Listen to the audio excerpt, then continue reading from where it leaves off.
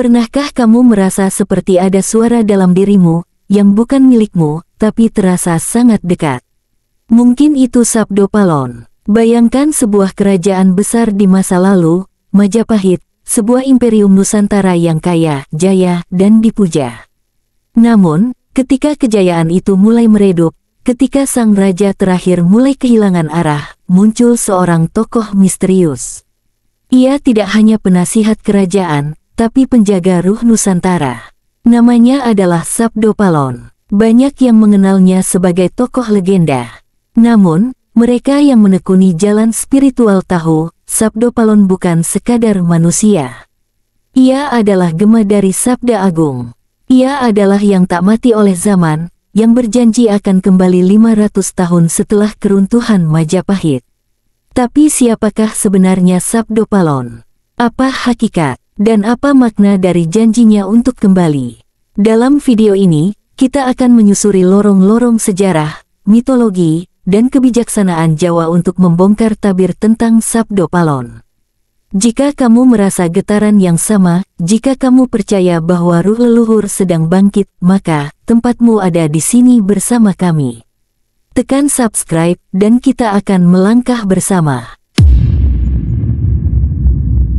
Majapahit berada di puncak kejayaannya pada abad ke-14. Tapi menjelang akhir abad ke-15, kerajaan itu mulai goyah. Prabu Brawijaya V adalah raja terakhir, yang menghadapi tekanan dari luar dan dalam. Di masa penuh gejolak itu, ada satu sosok yang selalu berada di sisinya, Sabdo Palon. Ia dikenal sebagai penasihat spiritual raja. Namun ia bukan sembarang penasihat. Ia adalah empu, guru, dan penjaga warisan rohani Majapahit. Namanya tercatat dalam naskah-naskah tua seperti Serat Sabdo Palon dan Babat-Babat Jawa Kuno. Ketika Raden Patah mendirikan Kesultanan Demak dan menyebarkan Islam di tanah Jawa, Brawijaya V akhirnya menerima Islam. Tapi Sabdo Palon tidak setuju. Ia menolak dengan tegas. "Sira wis ngerusak agamaning leluhur," katanya. Dan di sanalah ia mengucapkan janji agung, akan kembali setelah 500 tahun, membawa kembali kejayaan spiritual tanah Jawa. Untuk memahami Sabdo Palon, kita harus meninggalkan cara berpikir linier. Kita tidak sedang membahas tokoh sejarah biasa. Sabdo Palon adalah konsep. Ia adalah arketipe. Ia adalah makna. Dalam bahasa Jawa, Sabdo berarti suara, firman, ucapan suci. Palon berarti gema, pantulan suara yang tak kunjung hilang. Sabdo Palon adalah sabda yang terus bergema. Ia bukan tubuh, melainkan kesadaran. Ia bukan orang, melainkan suara hati nurani bangsa.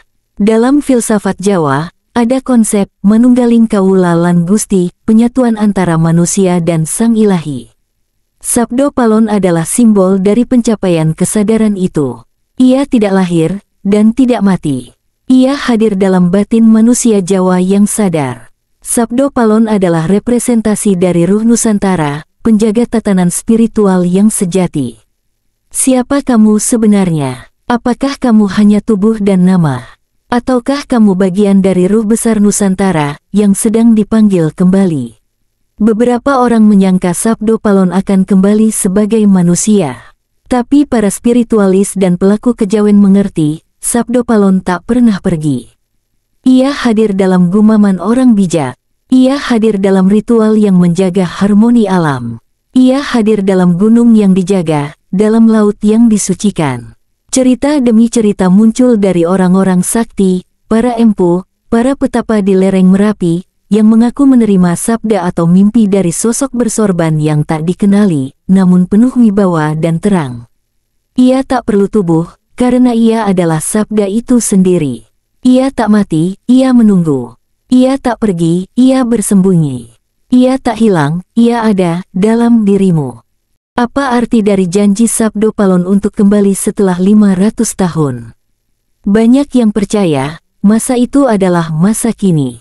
500 tahun setelah keruntuhan Majapahit adalah masa sekarang, saat kita mulai mencari kembali akar. Di tengah globalisasi, saat budaya asing meresap ke tulang sumsum, Sabdo Palon hadir sebagai perlawanan batin. Bukan dengan senjata, bukan dengan amarah, tapi dengan kesadaran. Kesadaran akan warisan leluhur. Kesadaran akan harmoni dengan alam. Kesadaran akan pentingnya menjaga ruh bangsa. Banyak anak muda kini mulai belajar tentang ajaran leluhur. Mereka membaca lontar, belajar bahasa Jawa kuno, melakukan tapa dan meditasi. Mereka merawat gunung, sungai, dan hutan. Mereka sedang membangkitkan Sabdo Palon dalam dirinya.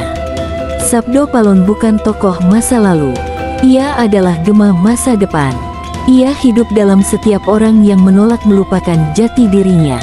Ia hidup dalam setiap tindakan yang merawat bumi.